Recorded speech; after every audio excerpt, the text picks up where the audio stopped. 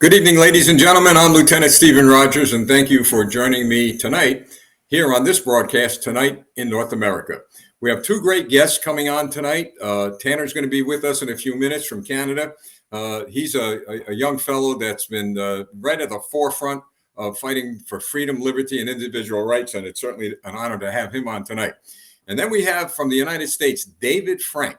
You probably never heard of him, but he has come up with a plan to unite people all over the United States and in Canada, if need be, to become one big giant voice against tyranny and against those politicians who are doing everything they could to take away our liberties and our freedoms. But first, I want to give you an update, folks, because many of you have emailed me on the SOS letter campaign.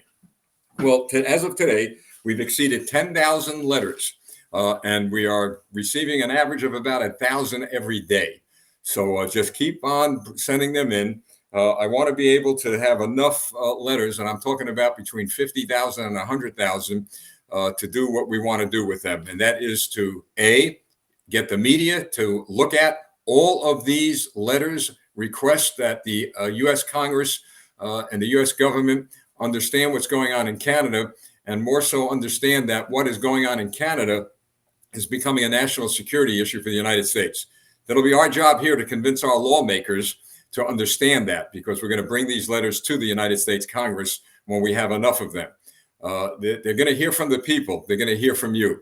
But what's kind of unexpected and exciting about receiving these letters, we have received letters from Poland, from Portugal, from the Netherlands.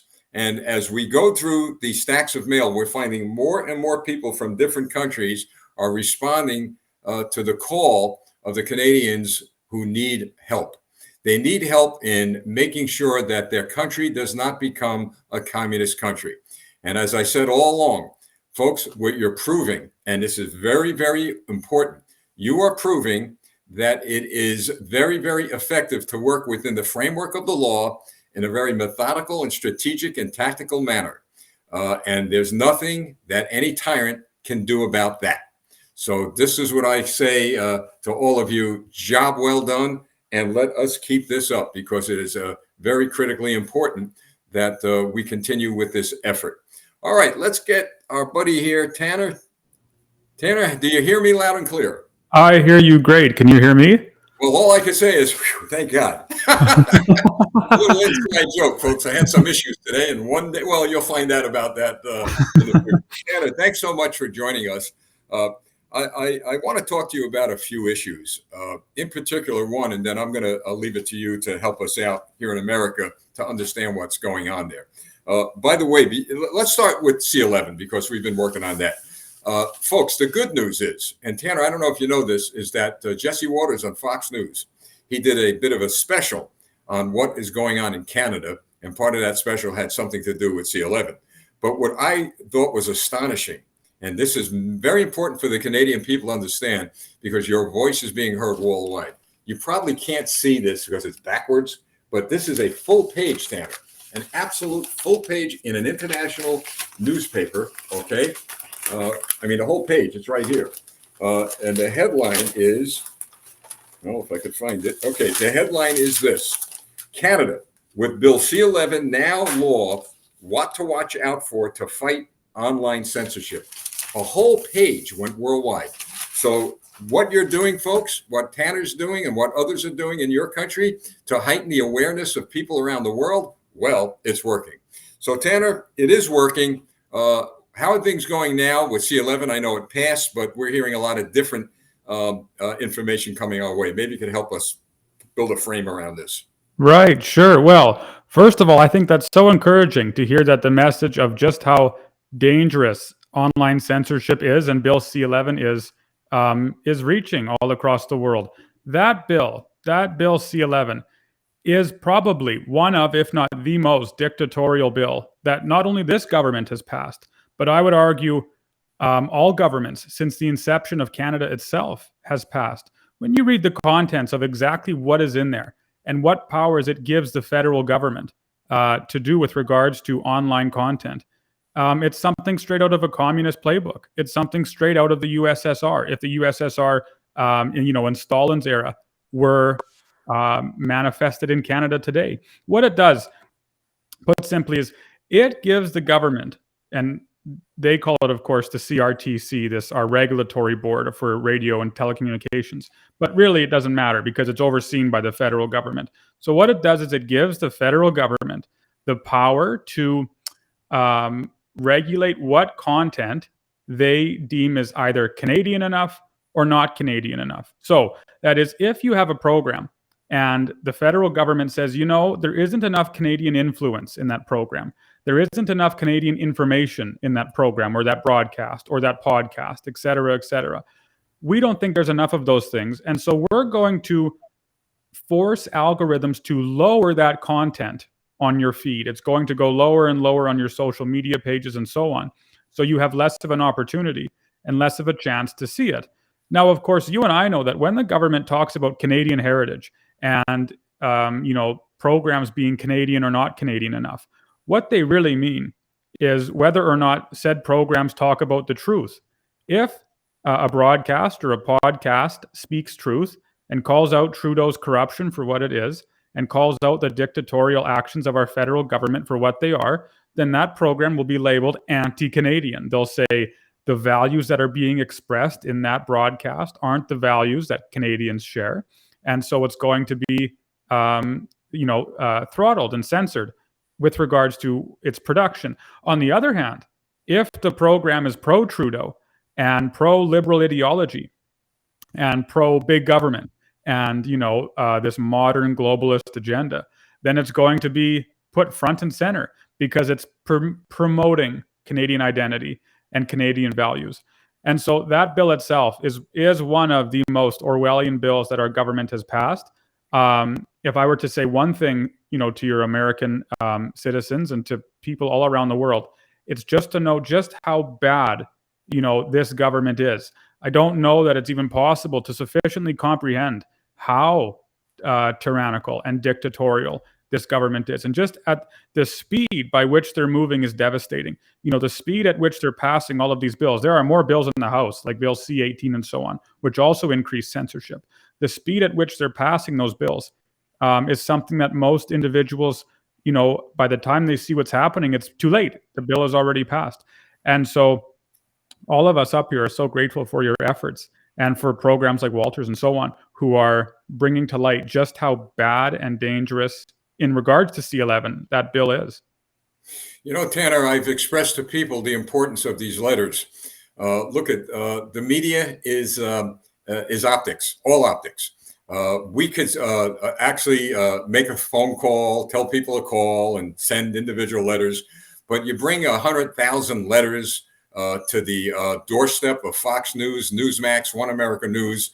That's gonna raise some eyebrows, and let them know that these are individual letters from people that are warning us. The Canadians are doing us a favor, my American fellow citizens. They're doing us a favor, warning us that north of our border, there is a regime being created, as Tanner said, out of the playbook of Stalin, Marx, and Lenin. This is all about the Chinese Communist Party, the World Economic Forum. It's all about enslaving people, in my view.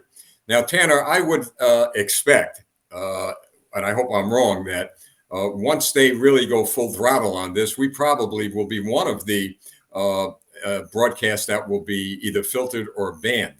What amazes me is that we have a lot of Canadian content on our broadcast. In fact, 30 minutes of the content that we have in an hour broadcast is devoted to Canada.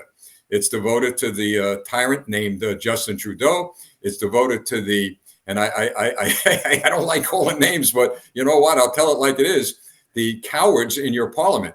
Now, we have cowards in our Congress, but not all of them are cowards. We got congressional representatives now standing up. In fact, articles of impeachment as of today were presented to the Congress. Impeaching who? Well, Joe Biden. Now, we'll see where that goes. But at least they stood up and they're fighting. In fact, there are others they're seeking to remove from Congress, including Adam Schiff. Could you imagine that? So we have some pretty brave, courageous leaders here. But I'm yet to hear from or see any courageous leader in your country stand up. And that bothers me. Either they're all bought off or they're just so afraid of their own shadows And for the sake of the American people, I'm saying that because I've gotten a lot of questions from my fellow citizens. Where are the leaders in Canada that believe in freedom and liberty? Tanner, they all can't be enslaved to the CCP. Could they? Right. Oh, I think your comments are exactly correct.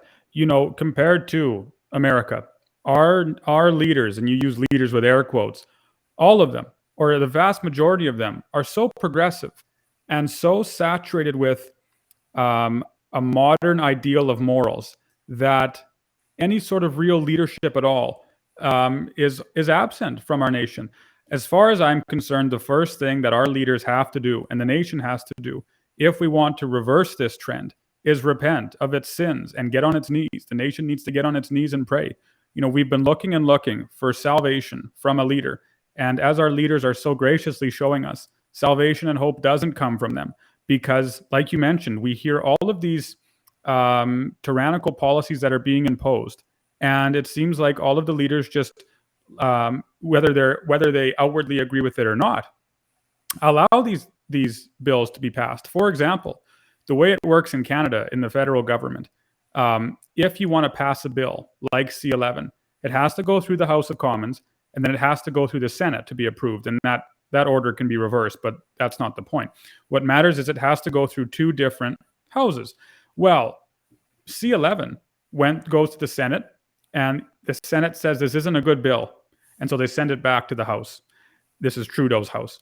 And Trudeau, they don't really make any significant changes, but they maybe tweak one or two things. But the bill is still awful. It's as bad as it was when it was first designed and imposed or debated. Well, then the bill goes back to the Senate, and the Senate rolls over, and the Senate passes the bill. They say, yep, it's good to go.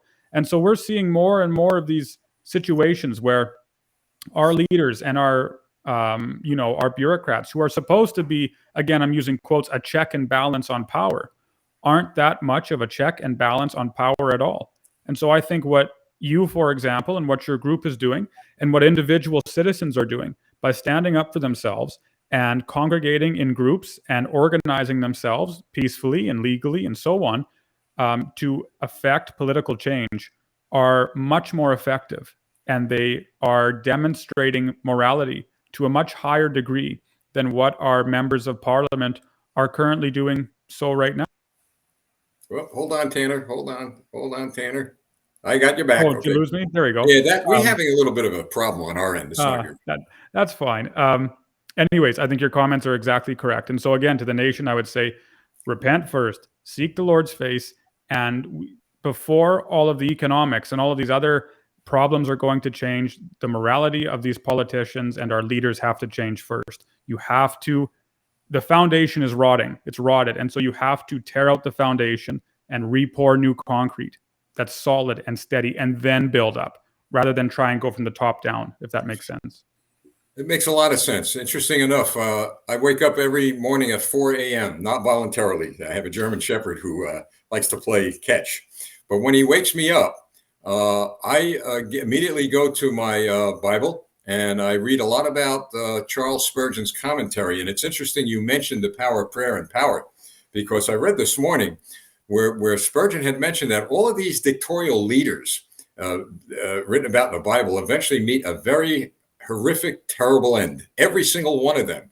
And he warns them, God that is, warns them again and again and again to turn their ways. But the interesting thing, and you nailed it, is that the way this works is that the power of the people is not only in putting their faith to work, but also in prayer.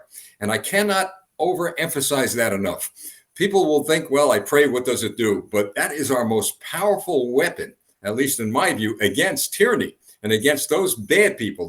Look, I've been in law enforcement my whole life, military intelligence, and I don't like to use the term, well, that person's a bad person, but unless they're really bad.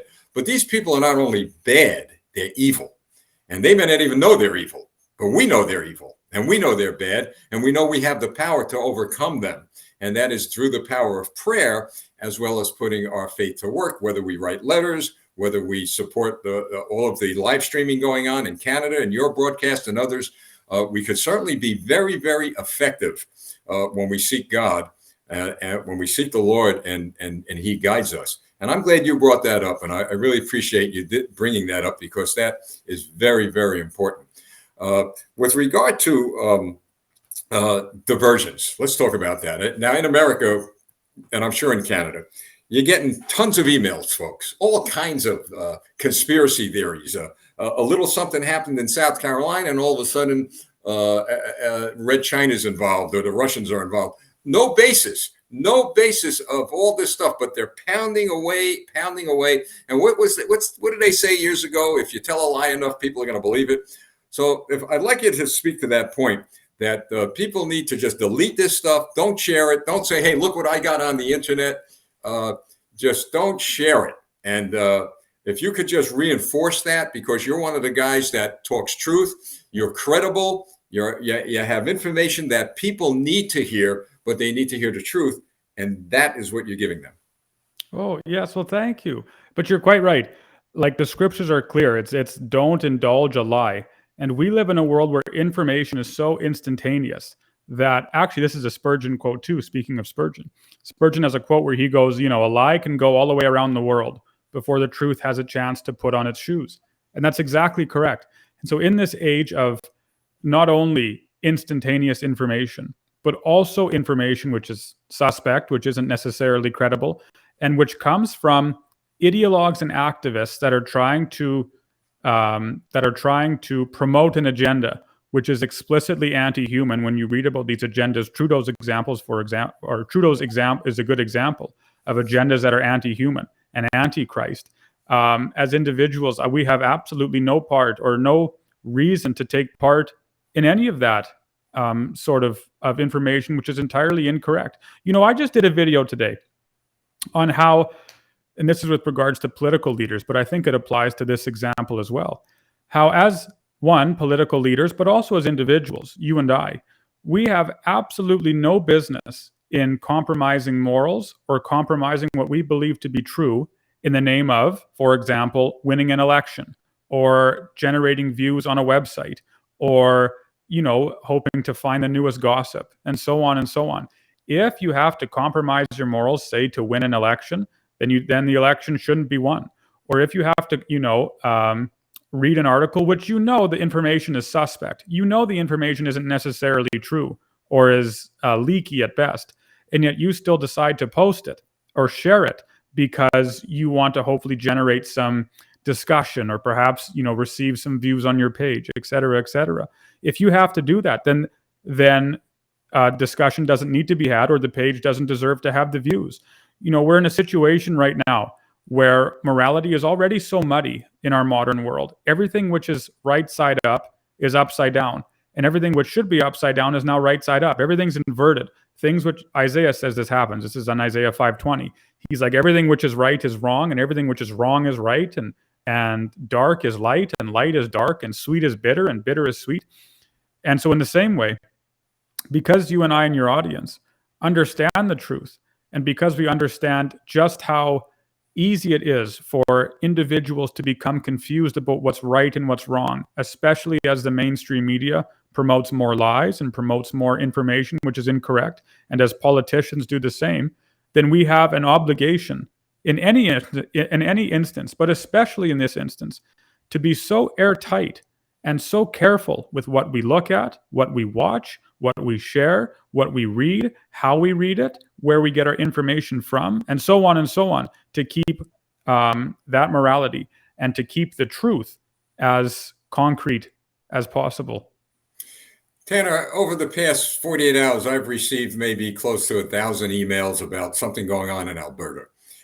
Now, I don't know if some of the information people in your country are getting is true or not. So maybe you do, maybe you don't. But I want to ask you this question.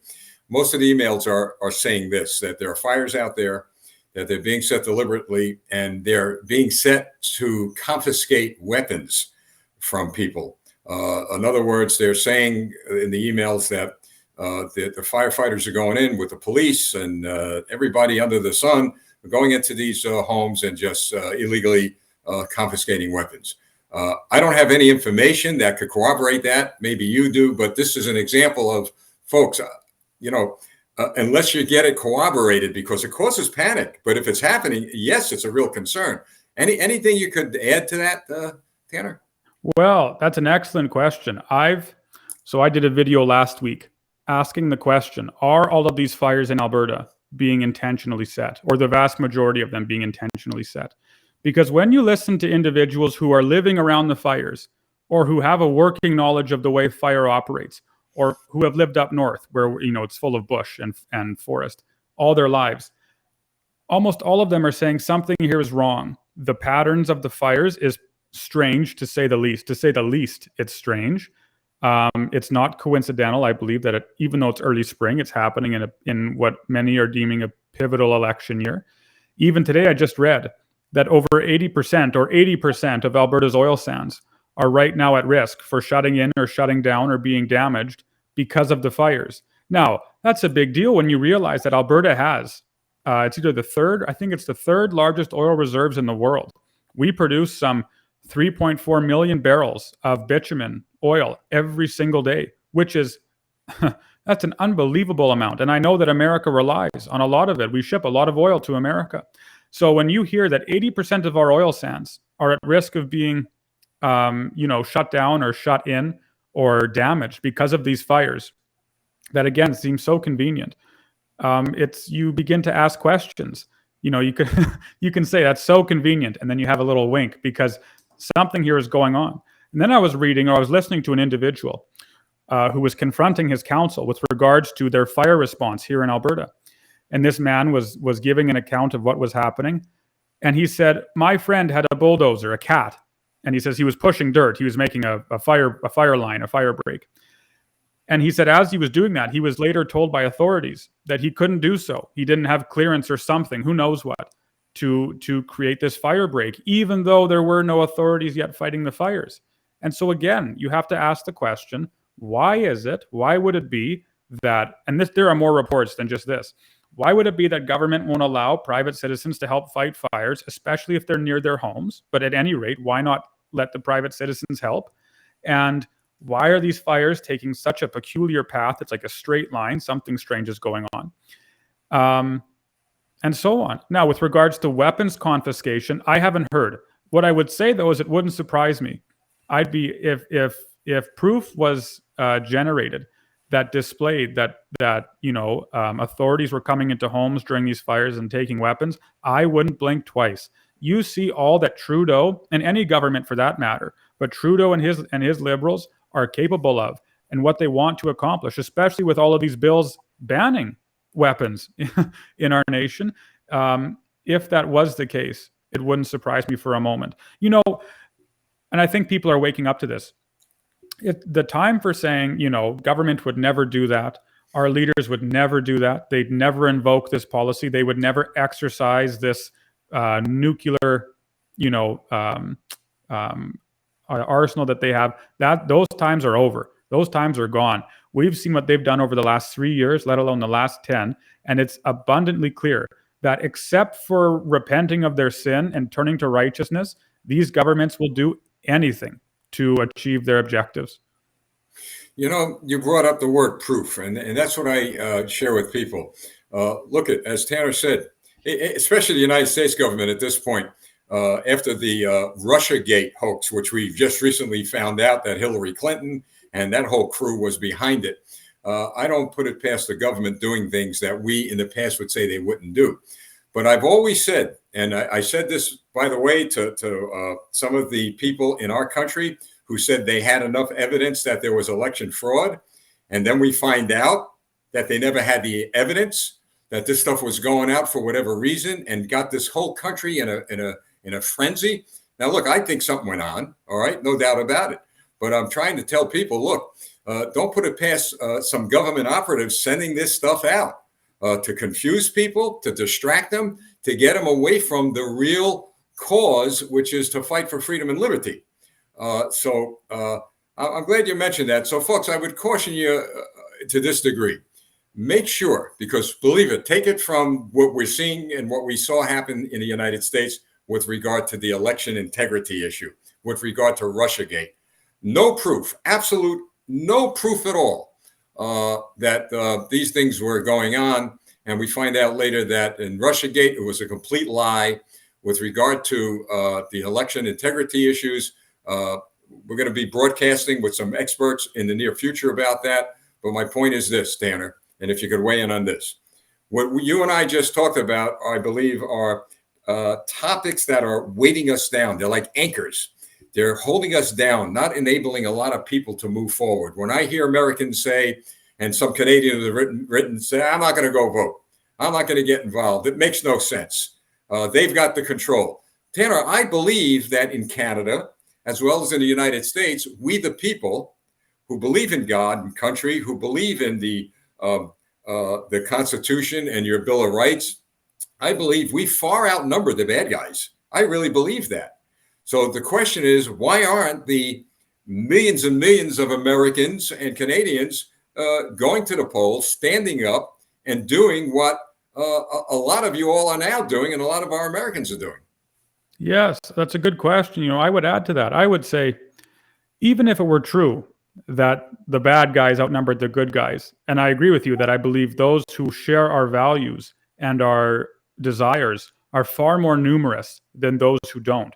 I believe that those who don't and those who are pushing for this radical agenda are a small but very vocal, and very organized minority of individuals who are exceptionally efficient with politics because they're trained in the liberal arts. And so they make themselves seem much more intimidating than what they actually are. Yeah. So I believe you're exactly correct. But suppose it were the case that there were, in fact, more of those individuals than there were of us. You could even argue, suppose that every other person. Oh, stand by there, Tanner. There we go. We're having fun. Suppose that every person in the world or in the country was opposite your values that you knew to be true, that you knew in the scripture were recorded. Suppose that were the case. Even then, you as an individual, if you were the only one left, have an obligation to speak the truth and to act in accordance with truth and to carry out your rights and freedoms, your voting, all of these things, because that's what's been commanded. If not for the other people's sake, even for your own sake, you and I are one day going to give an account to the Lord Jesus Christ. And I do not for 1 second intend to stand before him and say, well, I thought all hope was lost and I didn't feel like exercising my rights and freedoms that I've been so privileged to have, or was so privileged to have on this earth. And so instead, I just did absolutely nothing. I just let all of it waste away. That isn't what I intend to say to him. I intend to say, even in the most insurmountable odds, if there are insurmountable odds, I stood as best I could for truth and freedom and righteousness. You do it for the sake of your own conscience, let alone for the entire nation. Could you imagine, for example, if a time traveler had the opportunity to, return back to the year before Stalin's reign? We've been talking about Stalin today, so let's use him as an example. And this time traveler, because he comes from the future, he knew all of the chaos and the destruction and the genocide that Stalin was going to carry out. If that time traveler had that opportunity to go back in time before Stalin's reign and warn the people, he would do so with all of the vigor that he could and all of the zeal that he had, not, because he had an obligation to do so. And it might be that not one of those Russians maybe would have listened to him. Maybe they all would have dismissed that individual as someone completely insane. It wouldn't matter. The purpose of that individual doing so, warning everyone, as many people as possible, about the dangers of Stalin and what was going to come, was for his own conscience sake. And so to anyone who's feeling discouraged, or, perhaps like what they're doing right now doesn't matter. It does matter. It does matter. If not for the entire society, even for you yourself as an individual, it matters. It's so, I believe in this so deeply, and Christ does too. He says, of course, in the scriptures, that even if there were no more advocates for truth and freedom, even if there were no other individuals preaching the gospel, the actual rocks would cry out. It's that necessary to exercise the truth, to exercise reality, to exercise freedom, to exercise our rights as often as we can. And then as more and more individuals do so and see others doing so, then of course, the majority rises up. And like you mentioned, good does triumph over evil. Was it Mordecai who told Ruth, it was such a time as this that we were born? Yes, for Esther, absolutely. And again, look at her. Brilliant example. It's a wonderful example. I'm glad you brought that up. Here you have Esther, who's going against literally the empire of Artaxerxes, and Artaxerxes himself, and brilliant political tacticians. And this one woman, because she acted in truth and wisdom and understanding and prayer, completely changed the fate of an entire nation. Tanner, I'm going to have you back. Would you come back on sometime? I mean, this time just flies by. In fact, I'll probably, if you don't mind, one broadcast, how about you stay a whole hour with me? Would that be okay? Oh, that'd be so much fun. I have so much fun on your broadcast. Well, we certainly consider it an honor. Now, I want you, before you go, talk about your broadcast, your podcast, whatever it is, give your website out. And let me ask you something. Do you take donations? Sure. Well, thank you. Well, go ahead. Here's what I like to do. All right. This is how Campaign for America also helps out. Let people know how they could contribute to your podcast. Feel free. All right. Just feel free. Oh, well, thank you. So I have a website. It's just my name, www, and then .tannernadé. I know my name is spelled funny, but it's pronounced Nadé, my first and last name, .com. And there, if you have any viewers who'd like to support me in the work that I'm doing, which is honestly proclaiming truth in every avenue that I can, I speak across the province and in other provinces if possible, or writing articles and so on, producing videos, then if they go to my website, I have a little page there on my website that says support, and it takes the reader through all of the instructions. It's very simple, just like any other page on the internet. The biggest social media page that I currently have is actually Facebook. I produce about 3 or 4 minute videos that just comment on the current news of the day. And it's been such a blessing because our prime minister has been so generous with all of his scandals and all of his corruption that there's never a shortage, as I know you know, of things to talk about. And so I try and do as many of those as often as I can. Longer videos too as well. But at any rate, I make those videos for Facebook and for other sites. And then I write articles on my website and keep everyone updated. And it's the website itself is a hedge almost against censorship. Because as far as I understand, emails and so on haven't been censored yet. We'll see what our dear Prime Minister does. So if your audience wants to find me, it's my website. It's just www.myname, tannernadé.com, or Facebook. I'm on YouTube. I'm on Twitter, Rumble, et cetera, et cetera. Tanner, thanks so much for joining us. And folks, you support this fellow, okay? He's doing a great work out there. Tanner, we'll see you again. Thank you. Perfect. Thank you so much. Always a pleasure. Thank you. Bye-bye now. Well, folks, there we go. What a great guy. I'll tell you, folks in Canada, don't underestimate what you're doing. I mean, look at Tanner's there because of you. Shadow's there because of you. You've got Wayne's there because of you. I mean, you got all kinds of live streaming in your country. So keep up the good work. I mean, and we're going to do everything we can here in the States to heighten the attention or the awareness of the people here in the States. Now, the next guy, David Frank, an extraordinary individual. He's got a blueprint, a plan, if you will, and it's called One Voice. And I thought of Canada right away. Most of what he's going to be saying will certainly be easily created here in the States. But for those of you in Canada, please listen carefully, because there's going to come a time where you're going to have control of your country again. And you might want to use this blueprint. So let's get to him. I interviewed him earlier in the week, and I'm going to just bring him up right now. So stand by. All right, ladies and gentlemen, the gentleman actually that I just spoke to you about is on the air now with me, David Frank. David, how are you? I'm good, Lieutenant Rogers. Thank you for having me on your show. Well, thank you for joining us. I've got to tell you, David, you were kind of a godsend, and I'll tell you why. For about a year and a half, people have been asking us here in the United States, from Canada and other countries, where they're trying to unite and fight the good fight of faith for freedom and liberty, but they just don't know how to connect. They just don't know how to get together. And when I heard what you were doing, I said, wow, I mean, this guy is really on the ball. So, David, if you could do a few things for me. First of all, would you tell us who you are, where you're from, and then familiarize us with the need and how you're filling that need in this fight to connect in the fight for freedom and liberty?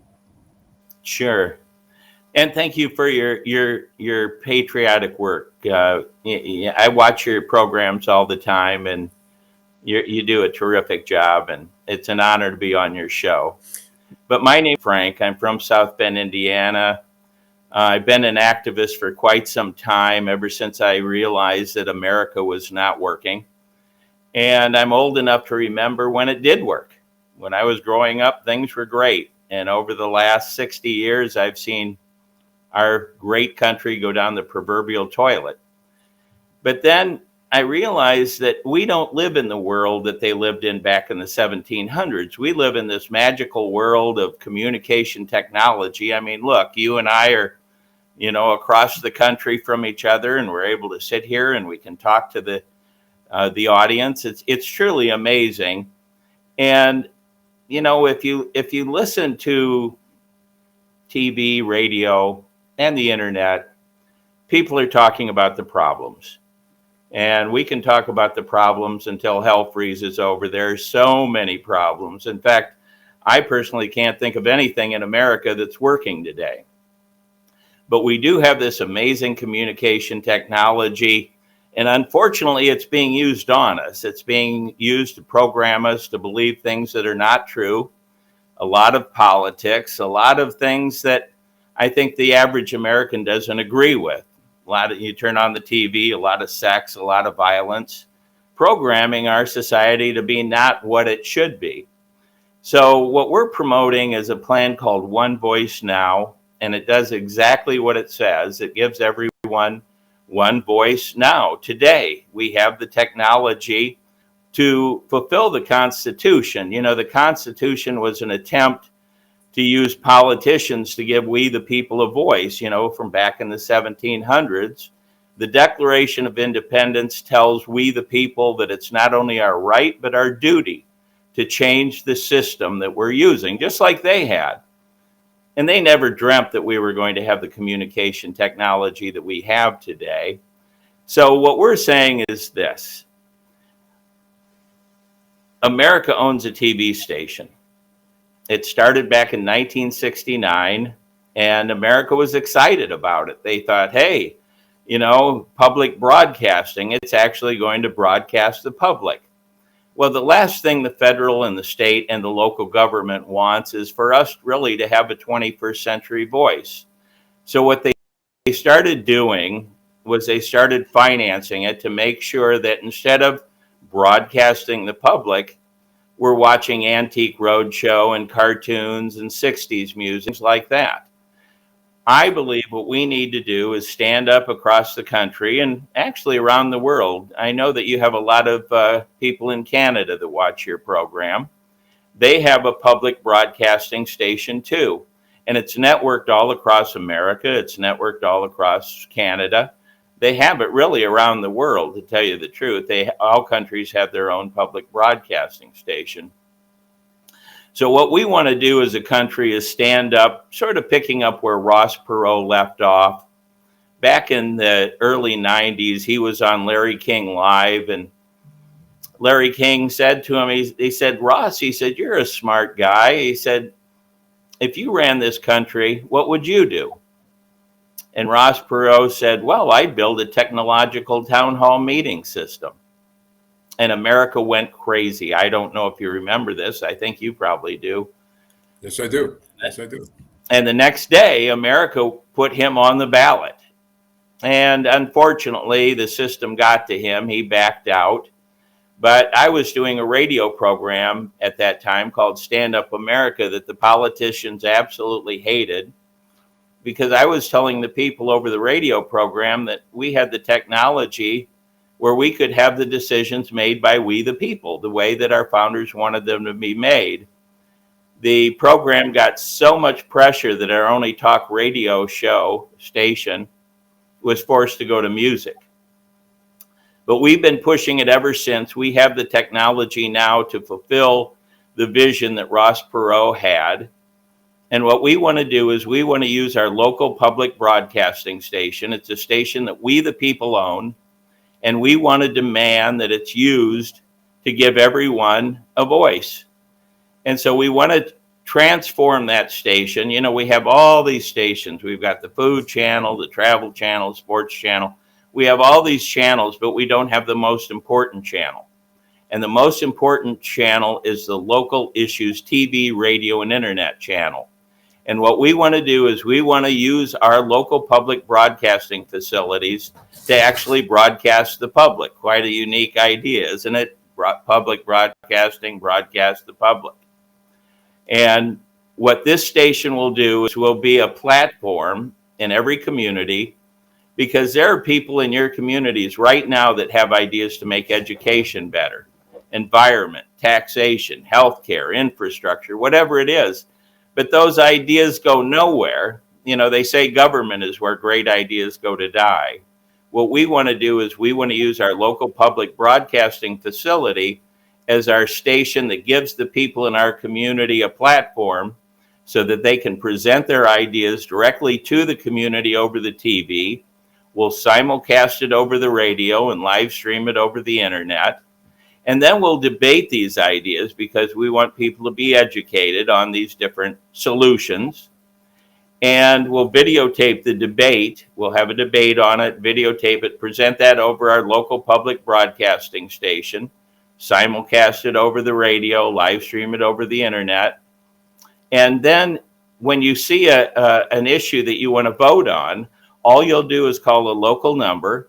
It'll go into a community database. It will have your ID number and PIN number, just like you're calling the credit card company or the bank or whoever anymore.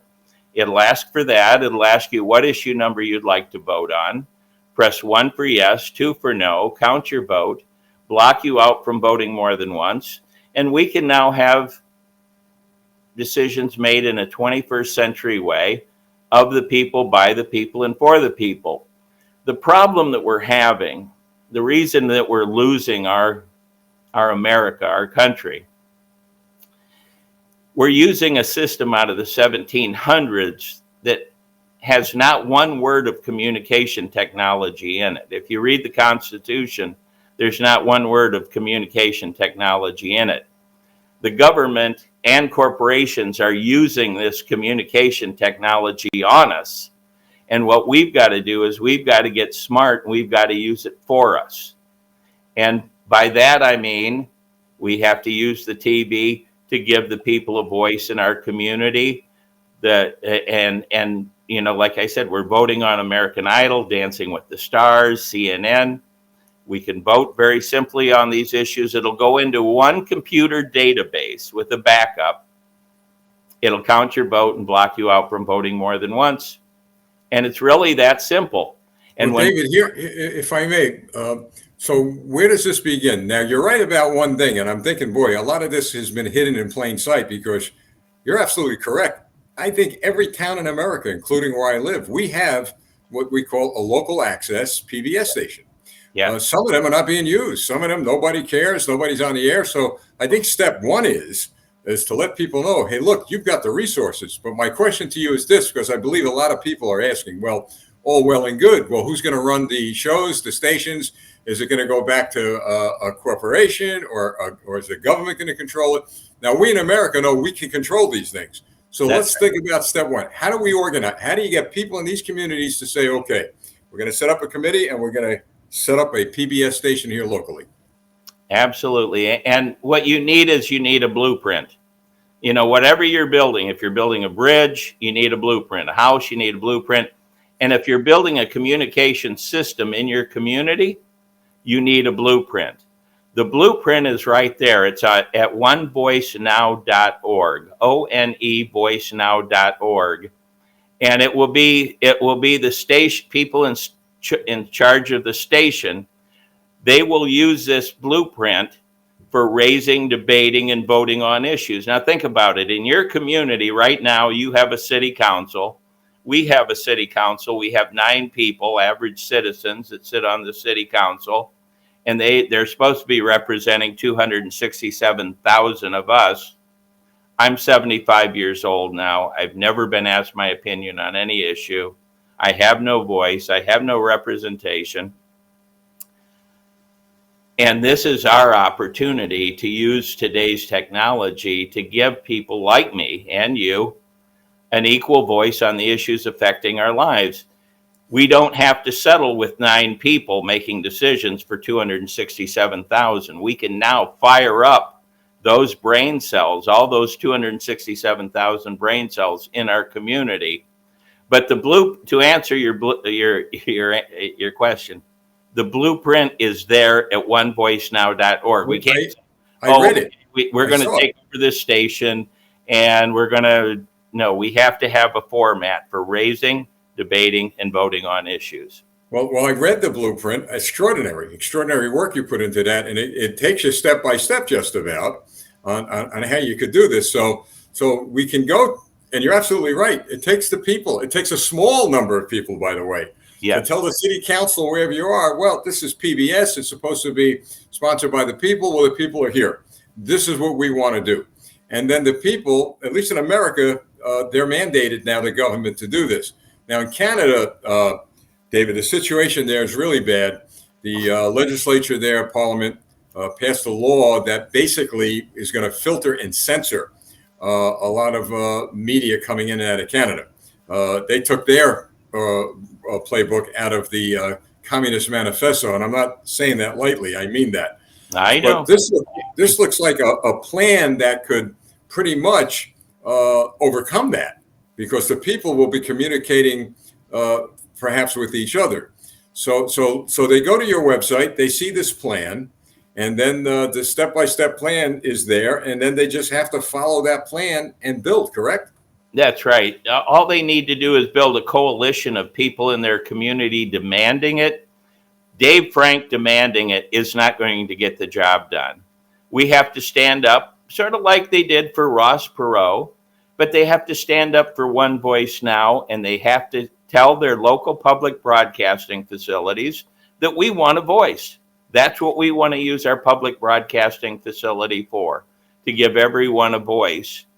Well, I'm sorry, David, to interrupt, but I just want to highlight something. That's all well and good for America, because we know that we can do that.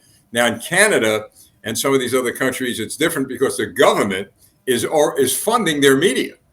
And the government, I can imagine people in Canada going to Parliament saying, listen, we have a voice and this is what we want. In Canada, unfortunately, at least from what we've seen, these people are being put in jail. I mean, they have no rights. They have no right to free speech. Right. They have no right to do this and that. So here's a question for you, all right? And it's going through my mind. How do we, and I might have to talk to you further on this, how do we transmit to Canada like we did with Radio Free Europe? You're setting up Radio Free Canada. How do we do that to get information to the Canadian people that their government is absolutely forbidding that? Not right now, but we believe it's coming. It's going to take a volume of people to stand up. You know, I was around for Vietnam. We got out of Vietnam because the people in America stood up. And it's time for the American people and the Canadian people to stand, but they have to stand together. The government wants us all divided. That's what politics does. It divides. And what we need to do is come together. As long as we're all going in different directions, they've got us. But as soon as we all stand up with just one idea, just one plan, we want one voice now. This is the way to do it. If you fail to plan, you plan to fail. This is the plan. We're not fighting the police. We're not fighting the military. We are standing up. We are going to public broadcasting as a coalition, telling the manager there. I can tell you that the manager at my public broadcasting station likes this, but he gets a big fat check from public broadcasting to make sure that nothing changes. But what we have to do is we have to do it in volume. We have to stand up together. We have to go to our public broadcasting facilities and say, this is what we want. We want this facility used in this way to give each and every one of us an equal voice on the issues in our lives, in our communities, in our country, and our world. And until we hook up the tools, you know, you can be the greatest surgeon in the world, but if you don't have tools, your patient's going to die. And that's what's happening in America right now. We're dying because we do not have these amazing, miraculous communication tools put together in the right place. This isn't a lot to ask. And when we throw the ball in the court of public broadcasting, all of a sudden they have to tell us, why we need to be watching Antique Roadshow. You know, you bring up an interesting point about the tools. We have the tool. The big tool is the Constitution of the United States. That's the people right. in Canada have their Charter of Rights and Freedoms and their Bill of Rights. And you know, David, I'm thinking as you're speaking, we also have the numbers. We, the people, far outnumber what any of these politicians have. Absolutely. They work on fear. And you're right. When you opened up, you talked about they tell us lies after lie after lie. We're just inundated with this stuff. But I've always said this: we can work within the framework of the law because the law is on our side. And all the rallies and all the protests here in America and perhaps in other countries, all well and good to heighten public awareness. But the biggest rally is the one to vote, is to make sure that you go to where these politicians are making speeches and ask them, David, I'm going to ask you to weigh in on this. Ask them, are you in favor of a public broadcasting network controlled by the people, of the people, and for the people, and not the government? And if they can't answer that question, you don't want to vote for them. Well, if they can't answer that question, that means that they don't want to do their job constitutionally, because politicians are not leaders. Somewhere along the line, they switched that leader for representative. They're supposed to be our representatives, not our leaders. They're supposed to be coming out, talking to us, finding out what the majority of us want, getting back on their horses, riding back to Washington, riding to state capitals, riding downtown, and doing what we want. That's why we give them a salary, not to do what they want, but to do what we want, to be representatives. And without this communication technology, they can't do it. I have no representative. I've never had a representative in 75 years. Of all the promises that I've heard politicians make over, I've been paying attention probably 60 years now. I have not seen one fulfilled. They've all been lies. And think of what God's trying to tell us. The word politics. Poly means many. Ticks are bloodsuckers. Politics. That's what they're doing. They're passing laws that are all taxation and punishments, and they're sucking the money out of our communities, leaving our communities broke. We're broke. Our communities are broke. You know, it's interesting you mentioned that about politics. I read this commentary by Charles Spurgeon this morning, great evangelist in his time, and he touched upon what you just said, that you can trust no man, especially in government. Most of them, and Spurgeon was pretty tough on this commentary. He said most of them, if not all of them, will lie. They will not honor God. They will not honor the word. They will not honor their oath, but eventually they lie. Even those who start off sometimes end up down that drastic road. But of course, at the end of their story, it ends rather badly for them. But here's what I want to do as we're talking and as we're going to sum things up. I'm certainly going to have you on again, but I want to do something even more so. I want to offer our listeners, well, first, let me start this way. I'm going to meet with some Republican leaders in the state of New Jersey on a municipal level. And I want to be able to set up, if I can, a Zoom meeting with you and some of this leadership so that they could get those organizations. They're pretty powerful, as you know, these local, municipal, political organizations. But I want to see if we could get you in a Zoom meeting with maybe a half a dozen of them, whatever it takes, to talk to them about doing what you just said. I got to tell you, David, I spoke to a Republican organization it was a packed house a couple of weeks ago. And I got to tell you, now that you're talking about this, I'm saying, could you imagine if all those people, if 150 people, 30 people, 40 people, whatever, say, look, we're going to go to our town meeting together, not just a dozen, but why don't 50 of us go? Because you know that if anything shakes a politician, is going to be numbers.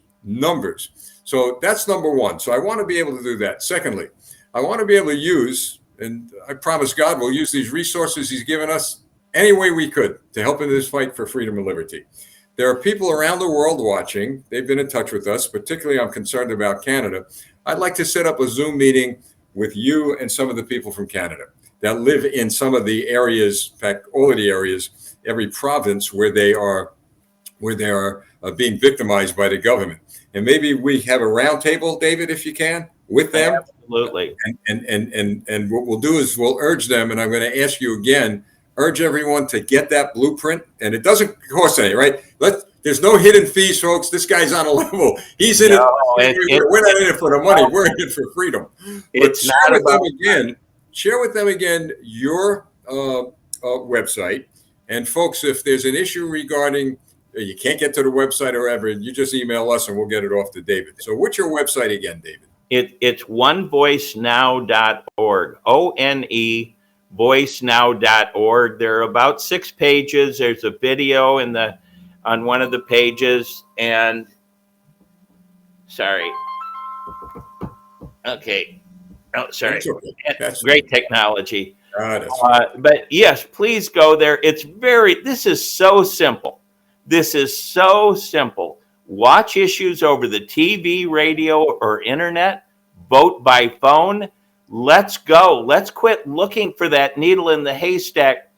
You know, our founders never envisioned that someday, back then, the way they got ideas across was they had to go up from person to person to person and share ideas. They never imagined that someday we would have the technology where the government or us, better yet us, had the technology to talk to the masses, present to the masses. And that's what we have today. It is totally miraculous. 2,000 years ago, Jesus said, there will be a day where the last will be first and the first will be last. That is what One Voice Now is. We don't need 9 people on a city council telling 267,000 people the way things should be. We don't need 545 people in Washington, D.C. telling 330 million people the way things should be, and the same on a state level. We have the technology now to empower each and every person, and we can do this, but I can't do it alone. Let me share something with you, Lieutenant Stephen, or Rogers, I'm sorry. You've got the same problem I do. I have 2 first names too. America went crazy back in 1990, and you remember this, I think. I don't know how old you are, but you look young, but you could have been around for a while. Oh, I was around. I think you're in shape. But we saw one person get on national TV, Larry King Live, and I'm telling you, this guy moved America. And all he said was this: technological town hall meeting system. The problem is he thought you build it from the top down. Everything that God gives us that's good for us comes from the ground up. And ground up is how America was built. It was built community by community, and ground up is the way it's going to be rebuilt, community by community. And if we can get just one person, the right person, and I'm thinking an Elon Musk, I'm thinking a Tucker Carlson, I'm thinking a Donald Trump. Oh, they have the ability now to talk to America. They have clout. And that's why I was excited about being on your program. I've seen you on Fox. You do a great job. Thank you. But if we can just reach out to one of those people and get this simple plan out to America, I have never seen America so scared in my life. People are scared to death. They're afraid they're going to try and use their debit card and it's going to say 0. They're afraid the electric's going to go off and it's not going to come back on. They know what's happening. They know that there are diabolical people out here financing the people that we trusted to do the right things for us. But they're the Judases. They took the money and they're doing the wrong things out of greed. But we can do this. The politicians are never going to stand up. I mean, unless it's the ones you're talking about that really do care about America and wanting it to change. But it's up to we, the people, to stand up with a plan. You know, we remember seeing the Million Man March and all these marches. They go to they go to Washington and they tell those politicians that what they don't want. But the mistake that we're making is we're not saying what we do want. And what we do want is a voice, because constitutionally, people without voices are slaves. And right now, we're all paying about 60% of what we try and earn to take care of ourselves and our families, and it's being stolen out of unfair taxes, and that tax money is being laundered to corporations. Here's another thing to remember. Corporations, the abbreviation for corporations, CORPS. The only thing that's missing is the silent E, corpse. Death is now running America. And God gave us this amazing, miraculous communication technology. The most intelligent person that I've ever met called me to his bedside. He was my mentor. And he said, always remember, Davy boy, Vox Populi, Vox Dei. The voice of the people is the voice of God. That's what I believe. Well, David, I've got to tell you, what a way to end this segment. Let me share this with you. I'm a big believer in the power of prayer. And so we're going to ask our listeners, and we will hear Campaign for America, pray that God sends the investors. He will. If it's in his will, and I believe this is, because the gifts of freedom and liberty are from him. And he ain't going to let any man on earth, whether they're prime minister or president, take that away from us. But we need to put our faith to work. And so we're going to pray to that end. And what I'm going to do, I'm going to do what I said I would do with regard to maybe town halls. I'm thinking about a North American town hall to begin with. I got to tell you something you may not know. Campaign for America, number one, I believe, is the only live stream broadcasting organization in the entire nation that's focusing in on what's going on in Canada and trying to do our best to heighten the awareness of our lawmakers. That's number one. Number two, as a result of the Canadian people peacefully rallying for freedom and liberty, as a result of what they did, they ignited a flame in a lot of countries, but particularly here where we have created, the people now, when I say we the people, one of the strongest alliances ever between the people of two countries. Now, certainly we've had an alliance with Canada for as long as we can remember, but never like this. When I'm talking about grassroots people in both countries standing up for freedom and liberty. So when you talk about we the people are the voice of God, you're darn right, because God is putting in our heart, soul, and spirit the words that he wants the people opposed to freedom and liberty that he wants them to hear. Great stuff. So look, we're going to have you back. All right, we'll figure that one out. But first, I want to start when I meet with these individuals and these political organizations, who, by the way, are of a like mind with us, these leaders. Good. I want to try to set up some of them town halls. So anything you want to say before we end this segment, David? First of all, I want to thank you, and not only for allowing me to be on, but for the great work you've done over the years now. You're a true patriot, and it's an honor to be with you. But we can do this. We can do this. But we have to have a plan. You know, like getting back to the Million Man March. Hey, they said what they don't want, but we have to say what we do want. And it's so simple if we just start saying we want one voice now. That's what we want. And this is the way it works. onevoicenow.org. Can't make it any simpler.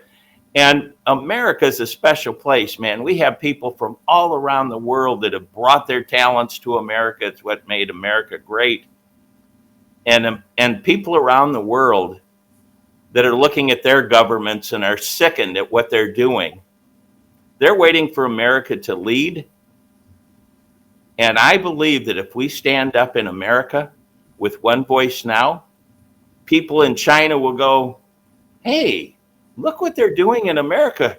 Why are we being enslaved by a dictator? Same with Russia, same with all these countries, Afghanistan. What we do in America, they'll do around the world. So let's do it. All we're doing is saying, we want to use our public broadcasting station to give us a voice. That's it. So thank you.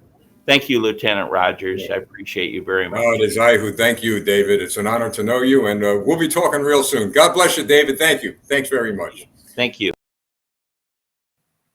All right, folks. What more can I say? What you heard from Tanner tonight, what you heard from David tonight, is something that, well, maybe we had planned this for quite some time, and here's what we had planned. We're shifting from defense to offense. The power and might of the American people, of the Canadian people, and of anybody on the face of this earth who wants to join this effort to fight for freedom and liberty, well, come on board. We're not going to tolerate tyrants anymore. We're not going to tolerate parliaments and congressional representatives and politicians who are going to, as David said, suck the blood out of us. But the surprise we have for them is that we're going to work within the framework of the laws, because it sickens them, folks. I know this, let's say firsthand, that every time I say we're going to work within the framework of the law, it sickens them, because the opposition wants things out of control. They want the people in fear. They want to see rallies disrupted. They want to see violence because it gets right into their narrative. And nobody can convince me different. But what I am convinced about is that there is a God above. He is guiding us. And he has called every single one of us, meaning you who are watching and listening, all of us, to stand tall, to stand firm, and to fight this good fight of faith, first on our knees, in prayer to Jesus Christ, in prayer to God Almighty, and then we pray for the wisdom, the knowledge, and the resources to move forward. We have never, ever before in the history of the United States of America been in a situation that we are in now. And never before, I believe, has Canada been in such a situation, because we have the evil of communism right at our doorstep. Let it be an encouragement to those of you who live in Canada, what's happening in America now as we speak. Investigations are continuing. There are going to be indictments. Articles of impeachment have been submitted by a congressional representative on Joe Biden. I believe that his party, his own Democratic Party, we're now seeing them turn on him. We're seeing Republicans come together, conservatives come together, God-fearing people come together. And what you're not hearing in Canada are the multiple court decisions from local levels to the Supreme Court striking down the woke agenda in the court of law. Abortion, folks, in some states it's being banned, it's being limited, and the courts are standing up for the right to life. We just heard recently the Supreme Court ruled that some of the gun control measures in New York and Illinois and a few other states have been struck down. The Second Amendment is being upheld in many, many venues across this country. What I'm saying is, folks, we managed to go on the offense. And how we did it is this: the moms, the dads, the people who realized that their children's future is at stake decided to make a stand on a local level. I said time and time again, it started off with school boards tossing those clowns out of office and electing to office that mom and that dad who went to those meetings and opposed them. City councils, complete, total city councils from Democrat to Republican. And I can't begin to tell you the number of Democrat candidates who switched their parties. And we're seeing more and more people are now joining the Republican Party, not just because it's a political party, it's because finally we got Republican representatives waking up and saying, you know what, it's time to go on the offense. We got the laws on our side, we've got the power on our side, and as I say, that power is from God, and it is the power of the people. So it's all about us now. And if you have any doubts that you shouldn't be involved, I want you to think about what Mordecai said to Esther. For such a time as this, you were born. And if you can't get out and do things physically, I remember a blind woman years ago calling me, saying, you know, Lieutenant, I want to help you, but I can't, I'm blind. I said, you can help me. She said, how? I said, pray for us. Pray that God gives us the strength, the wisdom. Pray for our needs to be met. A lot goes into what we're doing. A lot goes into what Tanner's doing, what Shadow Davis is doing, and Wayne Peters and Ron Clark and all these people that you see on there. A lot goes into it. But we're here because of you, mainly because of your prayers. So please keep that in mind. If you leave anything, if you go home with anything tonight, go home with this. For such a time as this, God created you. For such a time as this, you were born. All right, next Thursday night, I'll be on with TJ. Remember TJ? We're going to wrap things up for the month. And then beginning July, folks, beginning June, we already have guests lined up, at least on the American side and the Canadian side, all through July. We have some scientists coming on. We're going to be talking about a lot of facts related to vaccine. We are talking to a doctor of forensics who's going to be digging deep into the election integrity issues from a perspective nobody ever heard. And folks, I've got to tell you, I'm just thanking God that he's given us the wherewithal. In fact, I'm surprised we've gotten this far. But we want to go further. Why? We're now on the offense. And when you're on the offense, you know what happens? They lose, we win. Thank you for joining me. See you next week, and God bless you all. Have a great, great weekend.